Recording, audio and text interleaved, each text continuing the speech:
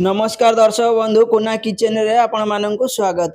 आज वीडियो रे मु आपण माननक पई नै आसीची पालंग सागर पकुड़ी। आपण माने पूरा वीडियो देखंतु प्रोसेस जानि परिबे। पालंग सागर पकुड़ी एमिति प्रोसेस रे घरे बनै खांतु देखिबे समस्त को बहुत पसंद आसीबो। एथिरे कोन कोन सब पड़ीची पकुड़ी केमिति तयारी हेची आपण माने पूरा वीडियो देखले ही जानि परिबे। आपण माननकु वीडियोटी भल लागिले गोटे लाइक कर देबे, चैनल को सब्सक्राइब कर देबे, पाखरे थिबा बेल आइकन को ऑल रे प्रेस कर देबे जा द्वारा मु जतेबेले भी जेकोसी नुआ नुआ रेसिपी वीडियो अपलोड करबी आपण माने सर्वप्रथमे देखि परिबे।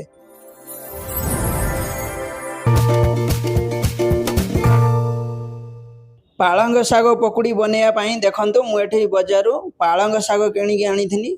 आपण मानकु देखौची देखंतु पूरा फ्रेश साग अछि। एबे आको हमें भल से बाछि के काटी नबा।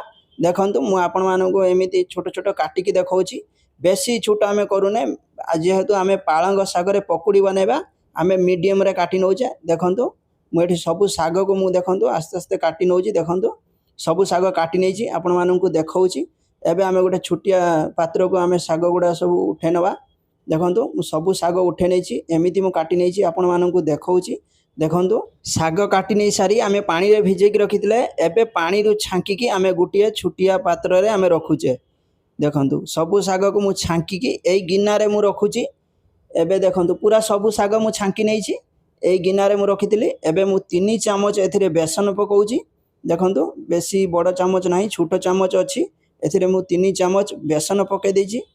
एबे अल्प लूण मु स्वाद अनुसार पकाउची, अल्प हळदी पाउडर मु पकाउची, अल्प लंका पाउडर पकाउची, अल्प जुआणी मु पकाउची जेहेतु भल फ्लेवर आसीबो खाया पई। तापरे अल्प जीरा पाउडर पकाउची। आ गुटे फाळे लेंबू गुटे लेंबू मु फाळे लेंबू मु एठी चुपुड़ी दउची। देखंतु भल से मु फाळे लेंबू को चुपुड़ी दउची। एबे आमे अदा रसुण पेस्ट आमे गुटे चामच एथिरे पके देछे। अल्प कंचा लंका मु छोट छोट काटी रखितली पकेली। तापरे मु प्याज पतला पतला एमिति काटी रखितली। देखंतु मु पके दउची। देखंतु सब प्याज मु एथिरे पके दउची। पके देछि। एबे आमे आकु भल से आमे हाथ रे गुळे नबा। आमे आगरे पालंग सागरे जो पानी थिबो सेही पानी रे आमे आस्ते आस्ते गुळे नबा। तापरे पानी लागिले एठी अल्प अल्प पानी देकी आमे एठी गुळेबा। देखंतु पानी लागिले एमिति अल्प अल्प पानी देकी गुळेबा।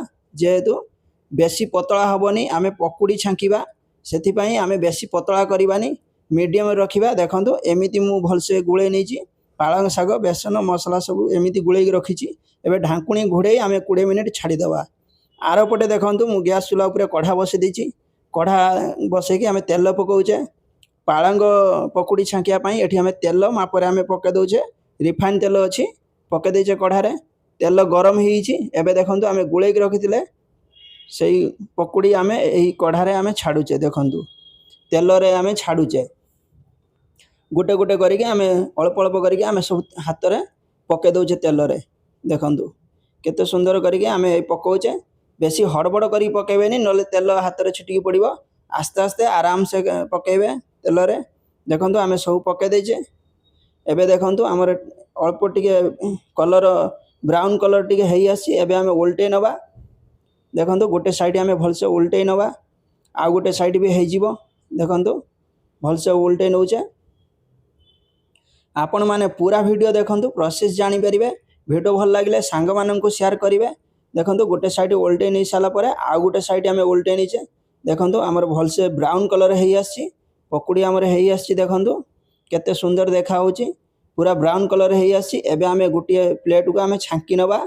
देखंतु मु छांकी नउची एमिति गोटे छंका रे मु आस्ते आस्ते करिके छांकी नउची सब। बेसी छानिया मानिया हेबेनी। तेल गरम तेल अछि। आराम से काम करिवे आपण माने जतेबेले पकुड़ी बनेबे आराम से छांकीबे। बेसी छानिया मानिया हे के करिवेनी काम करिवेनी नले तेल गरम तेल पड़ी जाई पारे। देखंतु मु सब पकुड़ी की ए प्लेट रे मु छांकी नउची। देखंतु मु आपण माननकु देखौची। आपण माननकु वीडियोटी केमिति लागिला निश्चय कमेंट रे जणेबे। वीडियोटी भल लागितले गोटे लाइक कर देबे, चैनल को सब्सक्राइब कर देबे।